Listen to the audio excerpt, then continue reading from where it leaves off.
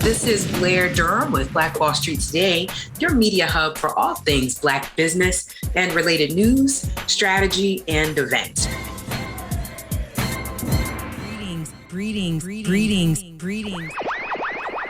So we're excited today to talk with Winter Savage. She's a CEO and entrepreneur and an enthusiastic Hampton Roads realtor with eXp Realty LLC. Winter knows the communities of Hampton, Norfolk, and Virginia Beach, in addition to rural areas that surround Hampton Roads. Being a social worker for over 12 years became a launch pad to becoming a realtor. And working face-to-face with her clientele to solve the most pressing problems laid a foundation for Winter to help move families into better housing.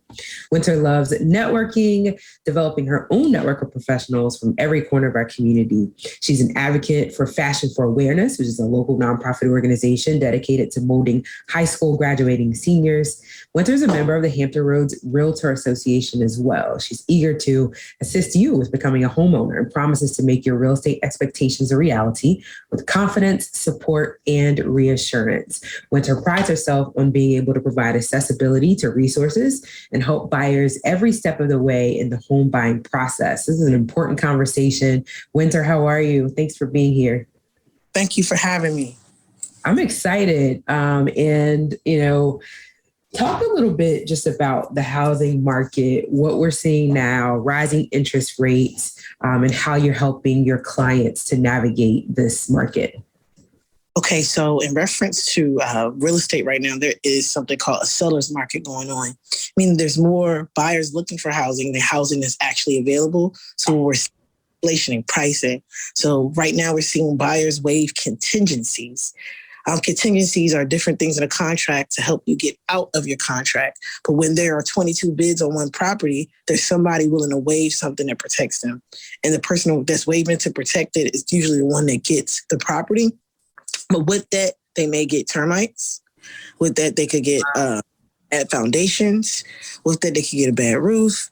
It's like what you see is what you get. And the thing about real estate is really easy to get into a contract, but very hard to get out of it. So when you have those contingencies, those are your easy way out. So when you waive those contingencies, it's kind of like, what are you going to do now? So that then reflects on the agent's ethical principles. Am I in it to make sure my client gets this house? Or am I in it to make sure my client gets a sustainable house that needs to last for 30 years for the lifetime of this mortgage? Wow, makes a lot of sense. So people say it's a seller's market, and for a lot of folks, they're super excited, but no one's really talking about what you just shared from the perspective of the buyer.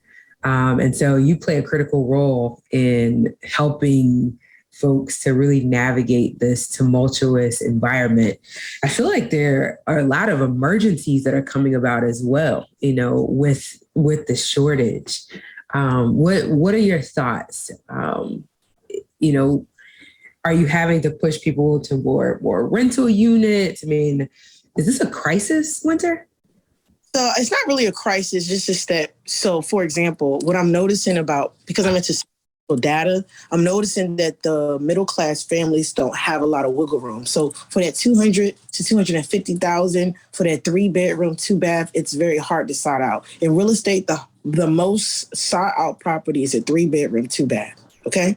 The thing about that is everybody's looking for this property. So if your price point is $200,000 to $250,000, you're probably looking for a 3-bedroom, 2-bath. But if you have 5,000 other people looking at the same property, what are your chances of getting it? So what we're seeing now is there needs to be some type of development for the middle class. They just focus just on the middle class because these are the bankers. These are insurance broker workers. These are your managers of the restaurants. They're the ones that kept us. These are the essential worker managers that need housing right now. So there's no housing opportunities for them. So that's what I'm noticing. People who have 300,000, 400,000, they have it. But sorry about that. It just depends on like your agent, how fast they move, research of the property, because the properties that are available, usually there might be something wrong with them. And if you're trying to move fast, you just want to get your client a property, sometimes you overlook the things that you may see. So for example, when you look at a picture, you can see a roof. If the roof is gray, that means the roof needs to be replaced, okay? You can just use the process of elimination, but because properties are not available, buyers are ignoring that, and they're just going straight for the gusto until the home inspection comes back, and guess what? The roof needs to be replaced. So it's like right now, the things that you would find in a standard new home or a first-time home buyer's home, you're not finding. You're finding things that says seller is selling as is to make no repairs.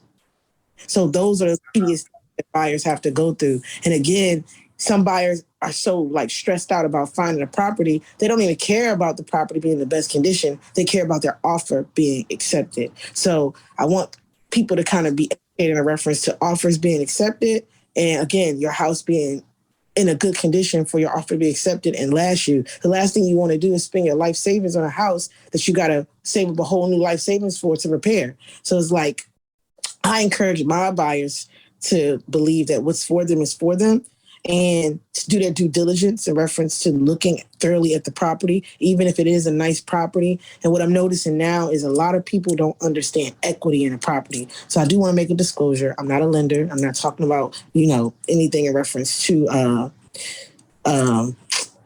equity, but I'm saying equity is ownership and like the surplus amount in a property after you've paid everything you need to pay, like positive equity.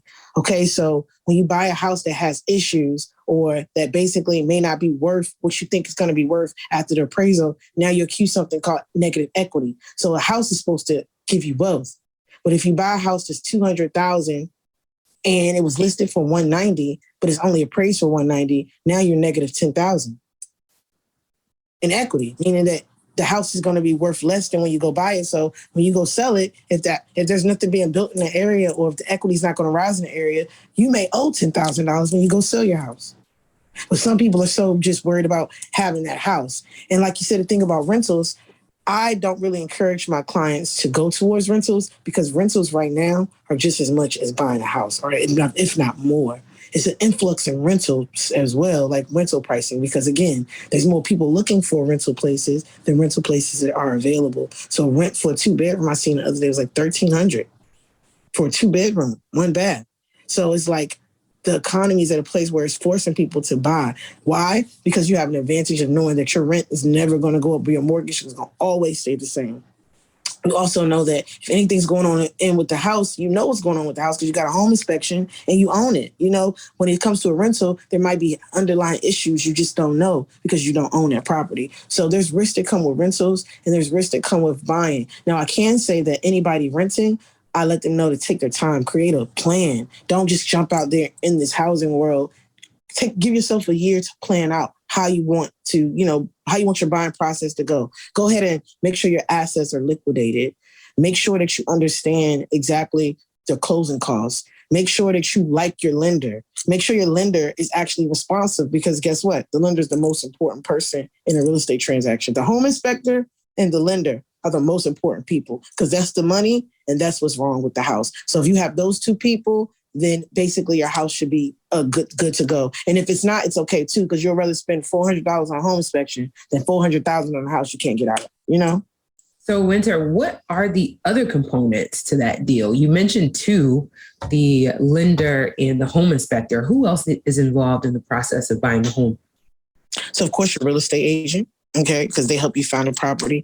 And also your lawyer or your title company. So title companies are good, but lawyers also can serve as your power of attorney, and they also can give you legal advice when it comes to your questions. A title company can't, but they cost the same amount of money. So those are two also important people, but you can use either the title company or a lawyer, and they also are synonymous with the word escrow agent. So that means they hold all the money that you're basically putting towards the deal. So the brokerage doesn't hold that money, the lender doesn't hold that money. Your escrow agent holds that money, who is the lawyer or the title company.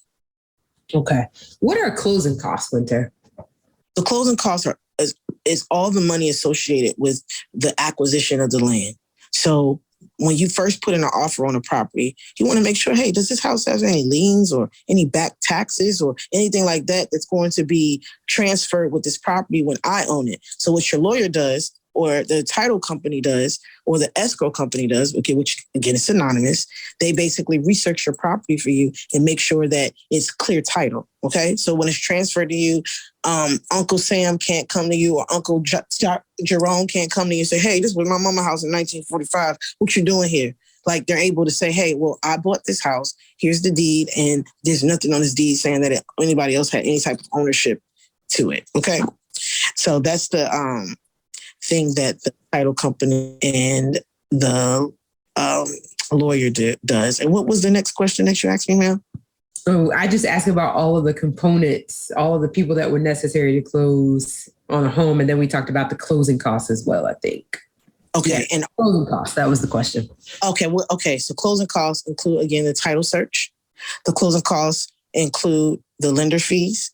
The closing costs include anything associated with the property. Sometimes you have to pay like just different expenses that are necessary in order for you to get that property. And that can vary. I've had people who have closing costs at $500, and I've had people that have closing costs at $50,000. So it all depends on the property that you're buying. And it all depends on like your research.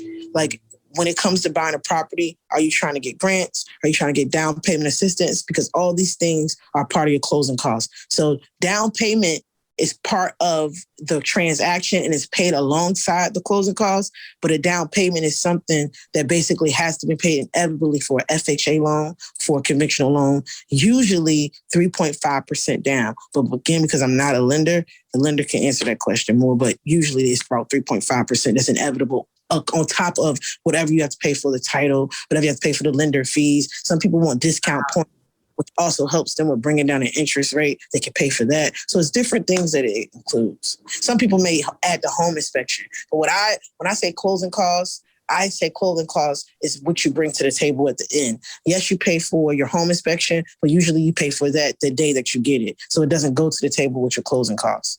You know, also appraisals could be part of your closing costs, but again, it's paid before you get to the closing table. And usually the appraisal is what helps you either realize you want this property or you don't. So say you find a property and it's $250,000 you offer. However, it's only worth $200,000. Do you think that's a good property for you to get? No. So the appraisal is your contingency. So if you don't waive that contingency, because right now we're seeing people waive that. So with that being said, if your appraisal comes back at $200,000 and you offer $250,000, you now have negotiation power to say, hey, this property's not worth what I'm paying for it for. So let's go ahead and bring the price down. And if they don't agree to do that, you can walk away from it. But what's going on now, people are doing something called an appraisal guarantee. Meaning that if this property appraises for $200,000, I'll pay the $50,000 out of pocket just to get this house. It's something we usually don't see. So another question for you, Winter. As the realtor, are you acting in a capacity where effectively you're managing the other vendors that are associated on behalf of the client, or no? Is the client having to engage with the title people, the appraisal people, and all of the other things, or is that what you're doing on behalf of the client? Okay, so the first step in reference to a buyer working with any of the entities that you mentioned, they have to do something called a buyer's engagement, giving permission for those particular entities or vendors to help them in the home buying process.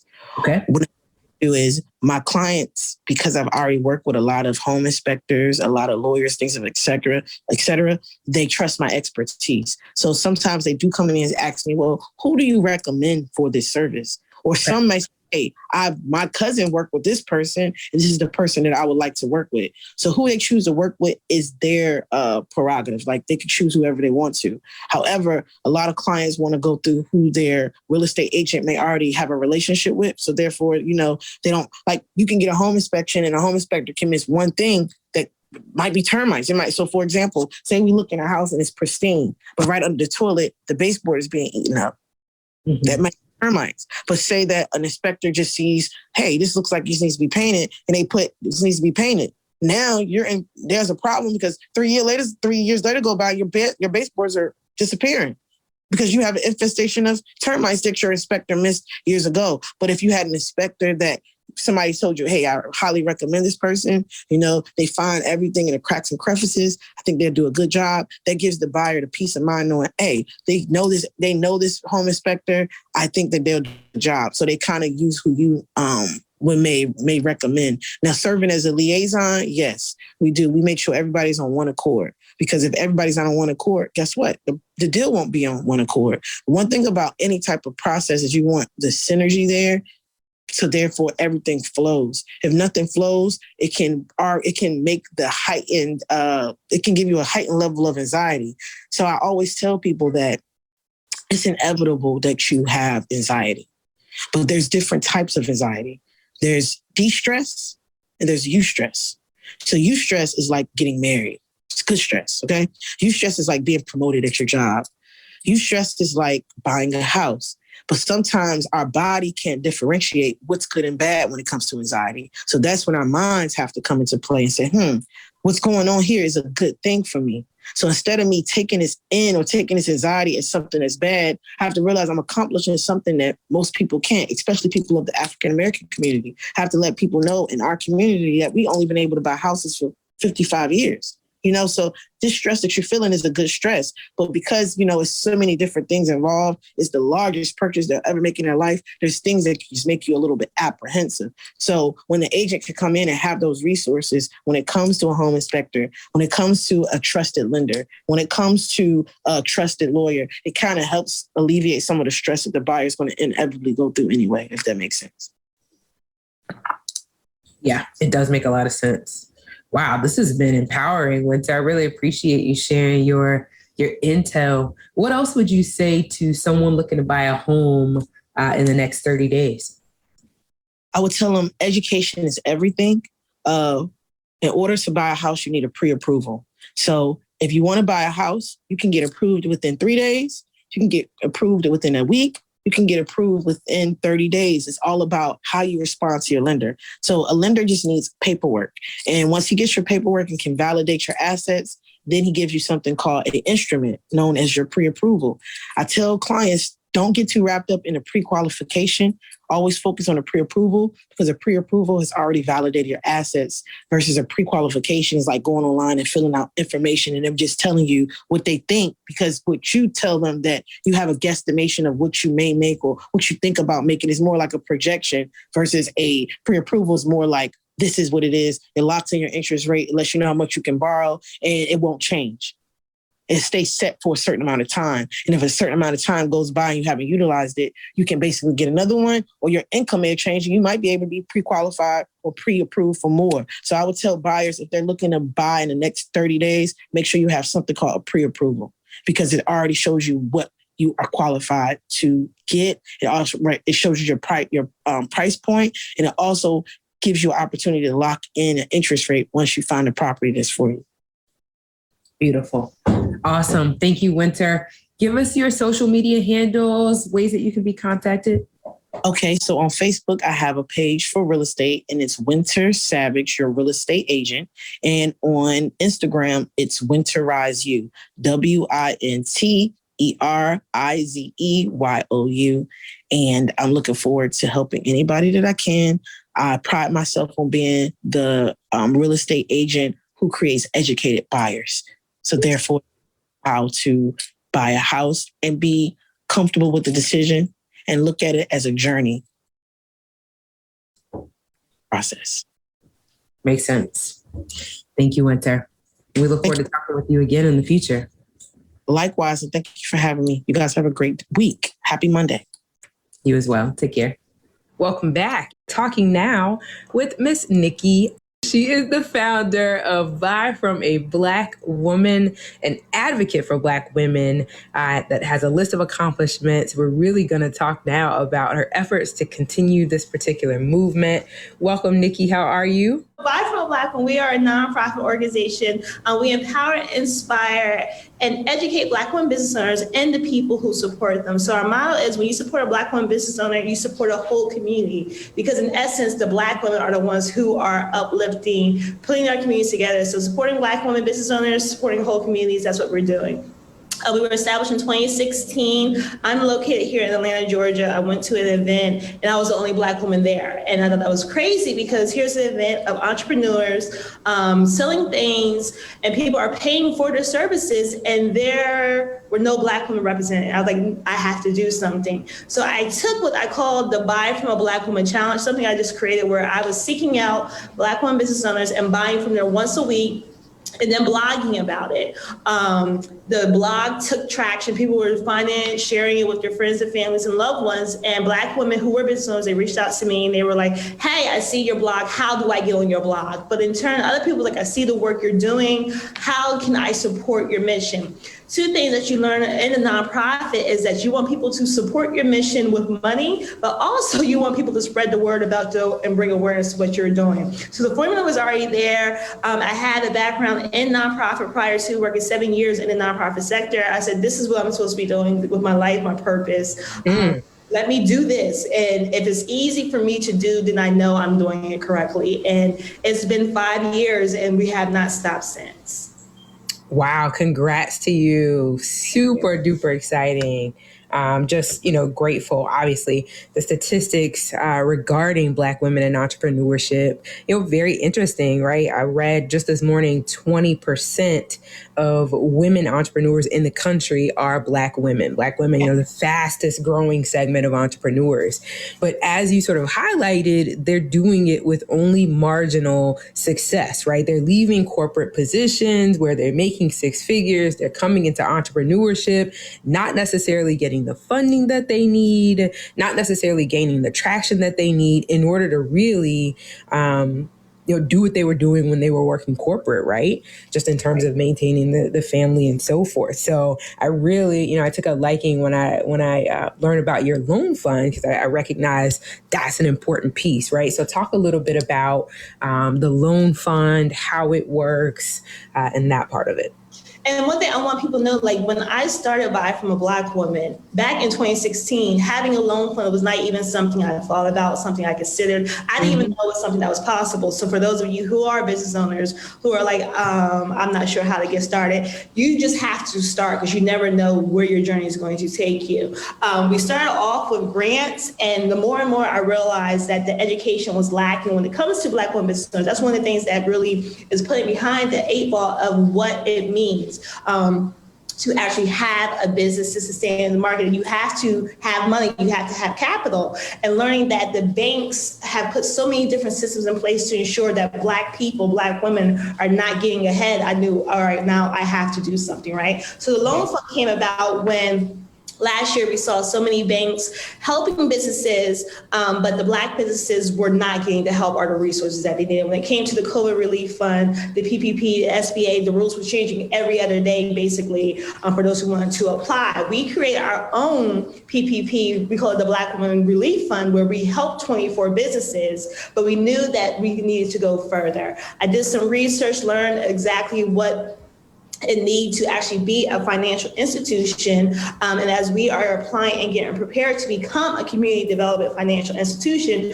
one of those steps is to have a revolving loan fund to show that your mission, your motto, your work is actually working. So that's how the Black Women Loan Fund came to be. We'll be providing microloans to Black women business owners who go through our accelerated education program. We don't want to just give out loans without proper education, without making sure that these Black women are prepared for success, right? It's one thing just to give the money out, but it's another thing to provide the tools and resources that when you do have the money, you know exactly where it needs to go, how you can use it, and then also how you can build not just your personal credit, but also your business credit, which is a very important piece when you have a business.